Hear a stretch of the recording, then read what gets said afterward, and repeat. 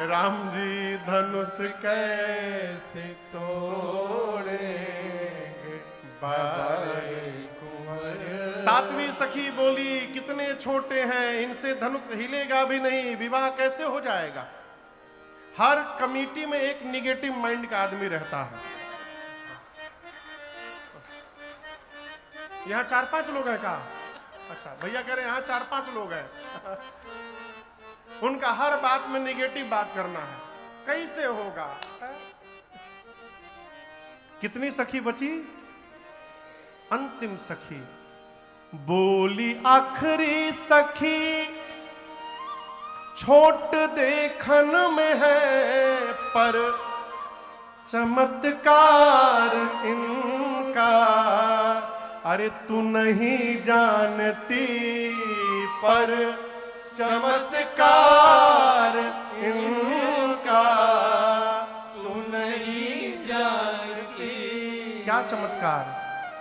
एक कहीं बाण में ताड़का राक्षसी, बस एक कहीं बाण में ताड़का राक्षसी।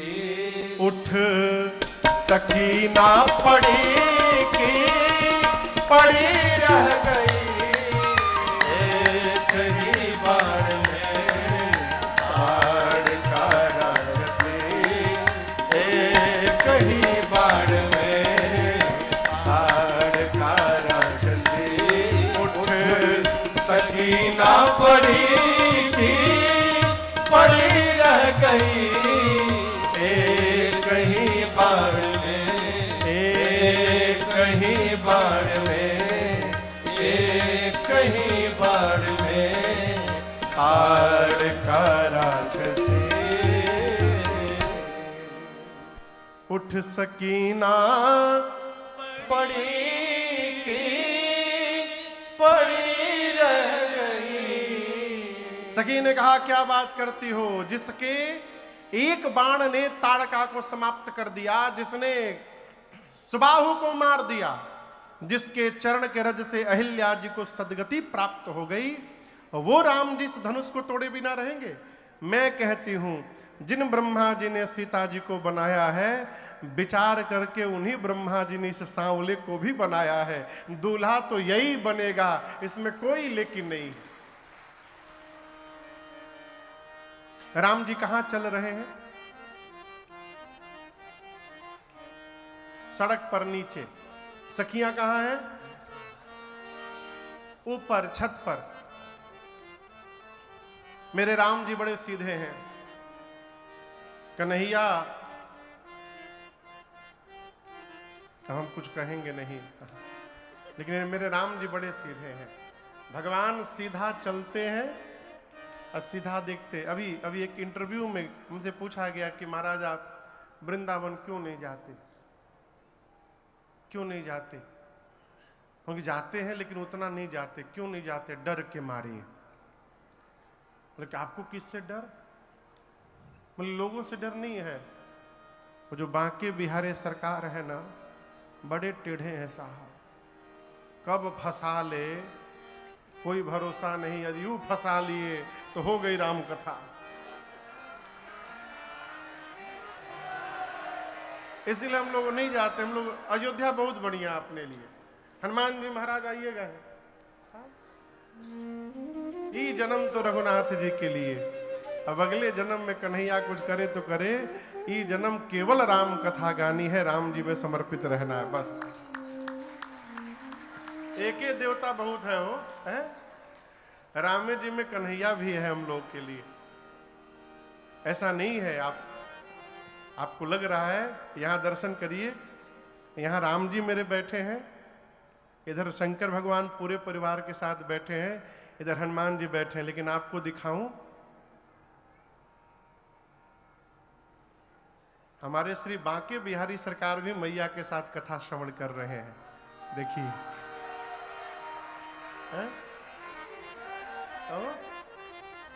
सरकार भी सुन रहे, करीबन 3 साल से है सरकार साथ में। तो मैं इनको भी कहते सरकार आप भी बैठिए, कृपा दृष्टि बनी रहेगी। तो ऐसा नहीं है, राम जी मेरे बड़े सीधे हैं, सीधा चलते हैं, सीधा देखते हैं। सखियां ऊपर हैं, सखियों को भगवान का रूप दिखाई नहीं दे रहा है। सखियां ऊपर से मंगल प्रार्थना करती हैं। ये पद मेरे पूज्यपाद गुरुदेव भगवान श्री चित्रकूट सरकार की लिखी हुई रचना है। सखियां कहती हैं ऊपर से, तनी, तनी मतलब समझ रहे हैं, तनी मने थोड़ा सा, थोड़ा सा, ये चुकी सा है। सखी कहती है, तनी देखी रघुनाथ जी हमारे ओरिया, तनी देखी रघुनाथ जी हमारी ओरिया जी, हमारे ओरिया, ए हमारी ओरिया जी, हमारे ओरिया, तनी देखी रघुनाथ जी हमारे ओरिया, तनी देखी रघुनाथ जी।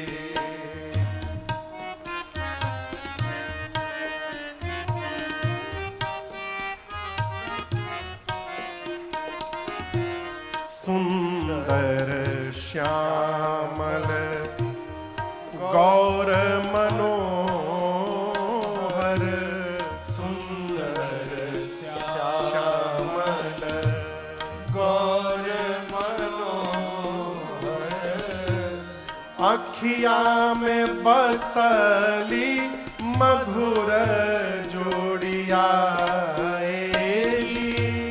अखिया में बसली मधुर जोड़िया, तनिका देखी रघुनाथ जी हमारे ओरिया, तनिका देखी रघुनाथ जी।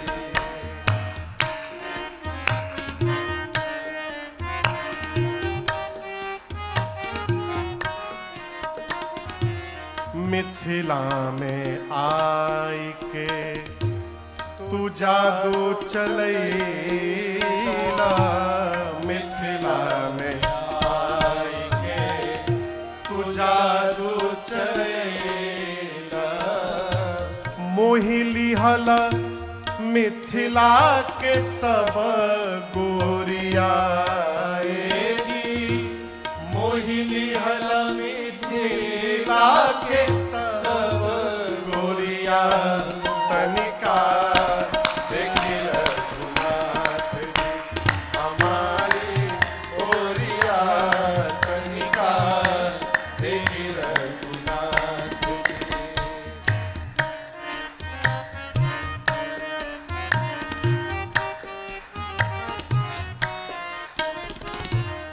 नयन चलाई के मधुर मुस्काई के, नयन चलाई के मधुर मुस्काई के, मधुर मुस्काई के, मधुर मुस्काई के, नयन चलाई के मधुर मुस्काई के, नयन चलाई के मधुर मुस्काई के, कैला जनक जी के चित्त चोरिया जी, कैला जनक जी के चित्त चोरिया, तनिका देखी रघुनाथ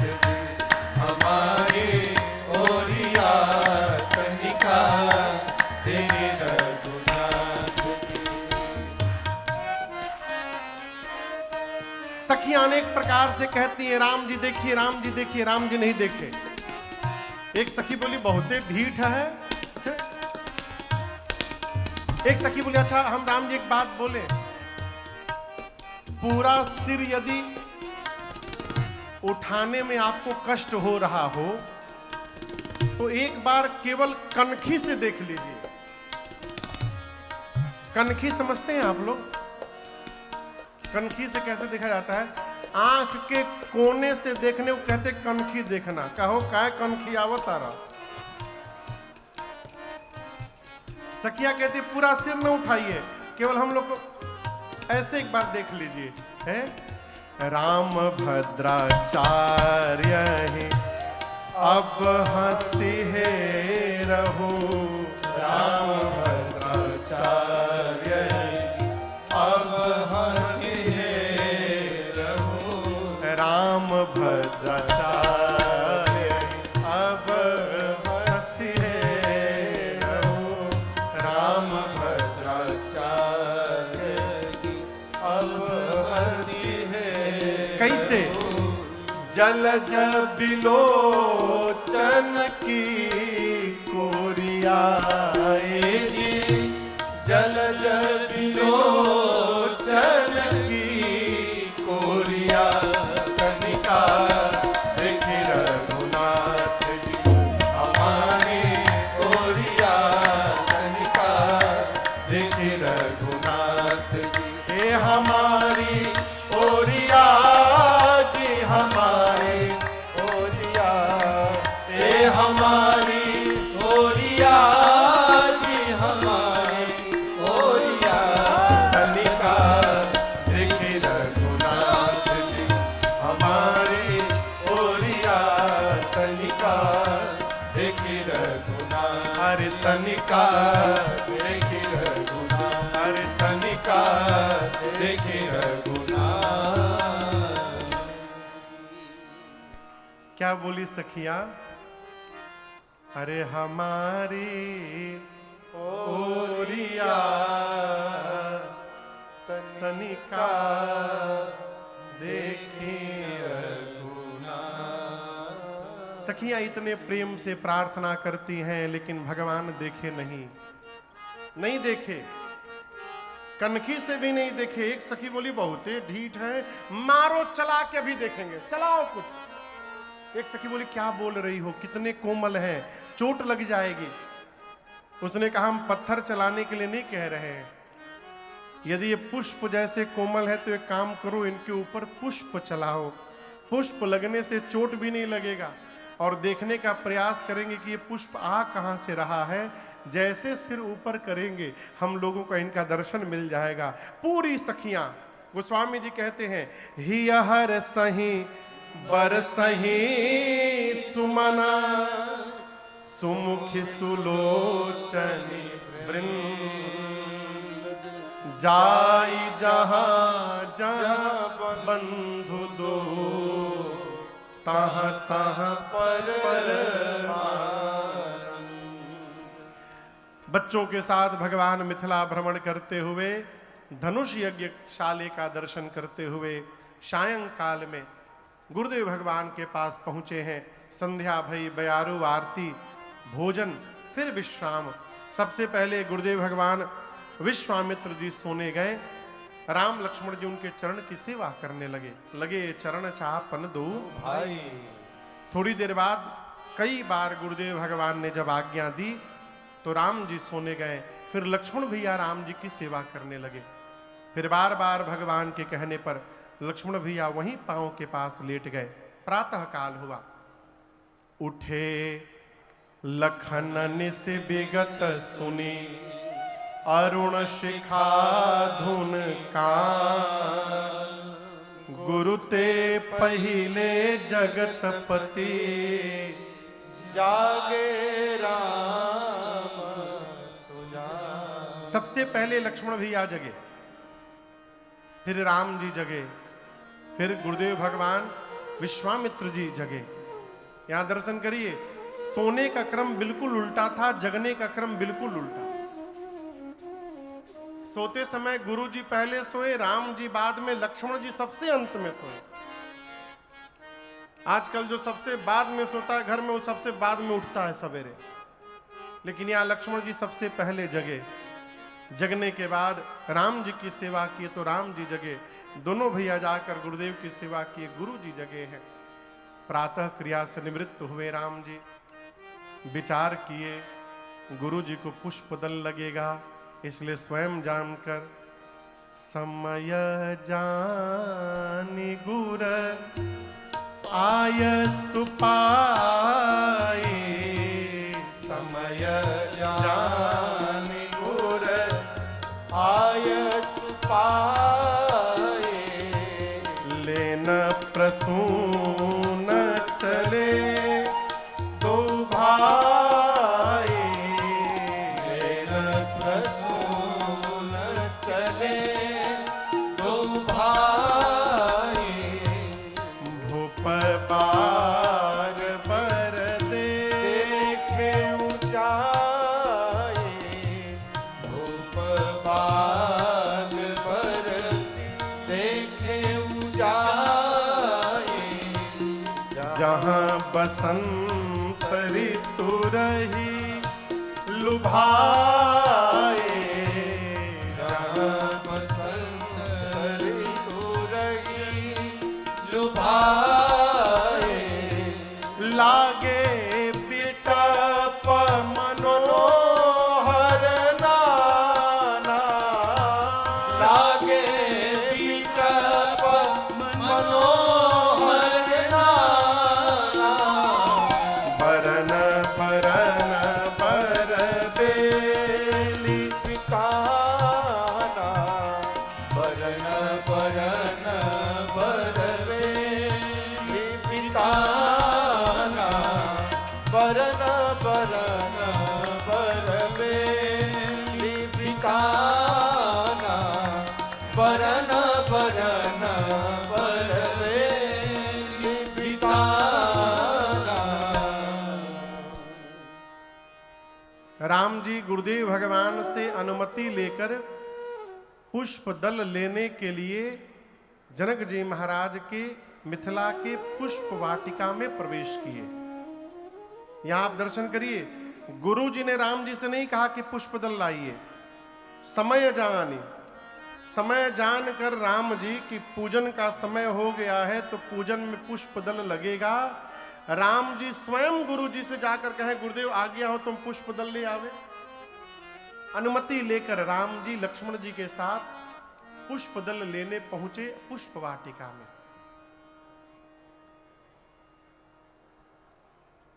श्री रामचरितमानस में 3 बाग हैं। कितने बाग? एक मिथिला में है पुष्प वाटिका, एक लंका में है, कौन कहिए कहिए, अशोक वाटिका। तीसरा मालूम है कहां है? तीसरा बाग का उल्लेख कहां है? तीसरा बाग है किष्किंधा में, जिसका नाम है मधुबन। क्या नाम है? सीता मैया का पता लगा कर आने के बाद कपि लोग, ये सब लोग मधुबन में जाके फल खाने लगे। वहां नो एंट्री था, वहां किसी की अनुमति नहीं थी कोई मधुबन में चला जा। सेवकों ने जाकर कहा सुग्रीव से कि जो दक्षिण दिशा में गए थे पता लगाने कपि, वो सब मधुबन में फल खा रहे हैं। सुग्रीव कहें बिना पता लगाए उनकी हिम्मत नहीं थी मधुबन में चले जाएं। मधुबन में चले गए हैं, इसका अर्थ है सीता जी का पता चल गया है, उनको बुला करके लाया जाए। ये तीसरा बाग। पुष्प वाटिका का यहां पर गोस्वामी तुलसीदास जी ने बड़ा सुंदर वर्णन किया है। एक बात आपसे निवेदन करूं, हम क्या हैं ये हमको बताने की आवश्यकता नहीं है। विवेकी पुरुष यदि हमारे घर को देख ले तो हमारे घर को देखकर हमारे जीवन का पता बता सकता है? घर बतावत है कि हम क्या हैं। हनुमान जी महाराज लंका विभीषण जी के घर का एड्रेस लेके नहीं गए थे, ना जीपीएस लोकेशन गूगल मैप का लेके गए थे। फिर विभीषण जी को कैसे पहचान गए? घर देखकर। कैसे पहचान गए? रामायुध अंकित गृह शोभा बरनी न जाय, नव तुलसिका वृंद तहाँ देखी हरस कबीरा, श्री हनुमान जी महाराज देखें कि घर के दीवाल पर राम जी के आयुध धनुष बाण बने हैं, आंगन में तुलसी जी का विरवा लगा है। ये देखते श्री हनुमान जी समझ गए कि अवश्य भगवान के किसी भगत जी का घर है। लेकिन टेंशन का विषय ये नहीं है कि भगत जी का घर है, टेंशन का विषय ये है कि लंका में भगत जी कहां से आ गए। लंका निश्चर निकर निवासा, यहाँ कहा सज्जन कर बासा, मन महु तरक करे कपिला, ठीक ते ही समय विभीषण जागा। तो हनुमान जी किसी से एड्रेस नहीं पूछे, किसी से नहीं पूछे कि नगर में कोई भगत जी रहते हैं का, घर देखकर समझ गए भगत जी का घर है। उसी प्रकार यदि हमारे घर का वातावरण सात्विक होगा, हमारा जीवन धर्मशील होगा, तो जैसे विभीषण जी के घर को देखकर हनुमान जी पहुंच गए, उसी तरह हमारे घर को देखकर भी कोई भगवान के संत भक्त यहां आ जाएंगे दरवाजे पर। क्या अद्भुत वर्णन किया है जनक जी महाराज के इस बाग का। गोस्वामी जी कहते हैं बाग के भीतर लागे बिटप, बिटप मने पेड़ वृक्ष पौधे, कैसे मनोहर, एक नहीं नाना नाना प्रकार के वृक्ष लगे हैं। कैसे वृक्ष मनोहर, मनोहर यानी जिनको देखने के बाद मन का हरण हो जाए, मन उसी में जाकर अटक जाए, ऐसे वृक्ष लगे हैं। हर वृक्ष पर नव पल्लव, पल्लव मने पत्ता, अम्र पल्लव कहते हैं ना, पल्लव मने पत्ता। वृक्ष पर पत्ते कैसे हैं, नव, नव यानी नवीन, ये नव सब में आएगा। नव पल्लव फल सुमन सुहाए, एक एक वृक्ष के पत्ते नए हैं, फल नए हैं, पुष्प नया है। इस बाग को देवराज इंद्र जब देखते हैं ऊपर से, देवलोक से, तो उनको लज्जा आती है कि हमारे देवलोक में इतना सुंदर बगीचा नहीं है जितना सुंदर बगीचा मिथिला में जनक जी के पास है। उनको लज्जा आती है।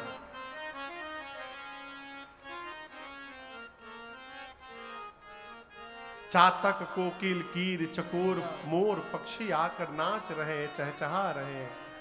बगीचे के बीच में एक सुंदर सरोवर है, सरोवर के बगल में मां पार्वती जी का मंदिर है।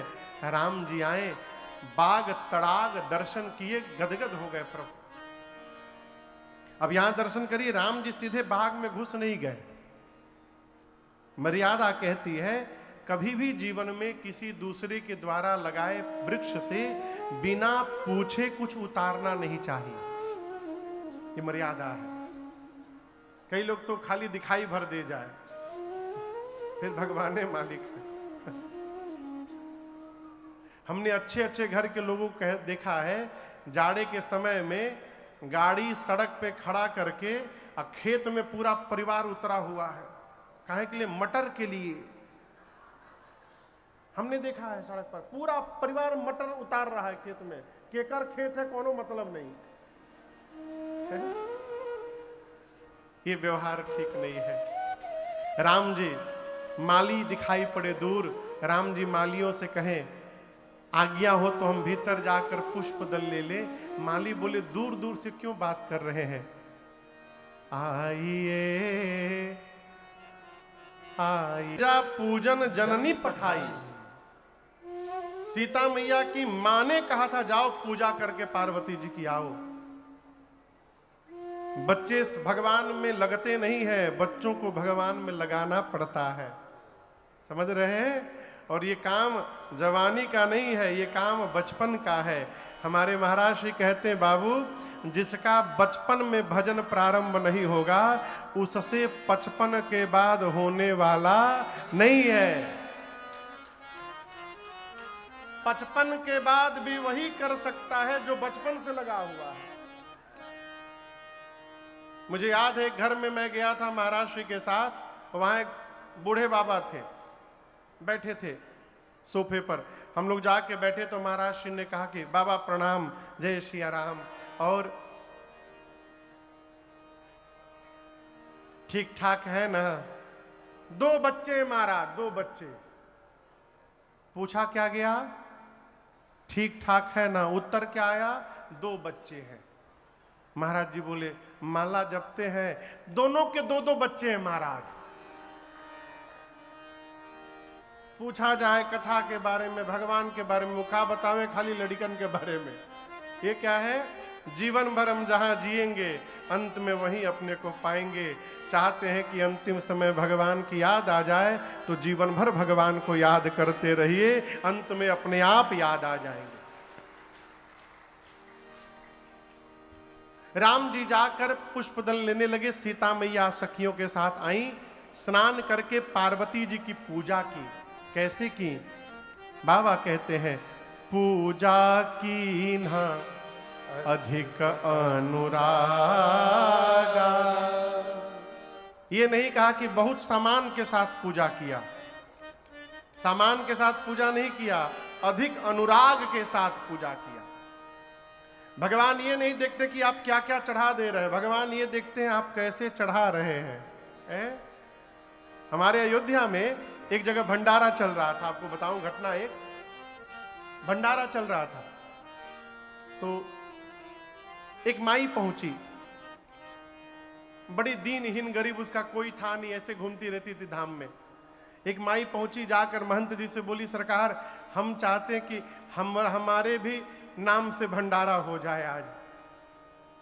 तो गुरु जी के 2 शिष्य थे, वो हंसे, बोले इसके पास खुद कुछ नहीं है, घूमती रहती है, भंडारा कराएगी।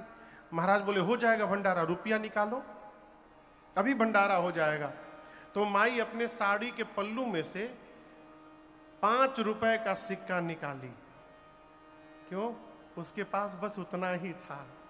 5 का सिक्का निकाल कर बोली महाराज यही है, इसमें हो जाएगा। महाराज बोले इसमें तो चकाचक भंडारा होगा, लाओ दो हमको। शिष्य दोनों हंसने लगे। शिष्यों ने कहा गुरुदेव 5 रुपए में कैसे भंडारा हो जाएगा? गुरु जी बोले अवश्य होगा, जाओ दुकान से 5 रुपए का राम रस लेकर आओ। क्या लेकर आओ? राम रस समझते हैं? साधु शाही में नमक को राम रस कहते हैं। कहे राम रस लेकर आओ। और उस 5 रुपए के राम रस को लेकर जितनी सब्जियां बनी हैं, जितने दाल बने हैं, सब में ला करके छिड़क दो, माई का नमक पहुंच जाएगा, मां के नाम से भी भंडारा हो जाएगा। ये भाव है। भगवान ये नहीं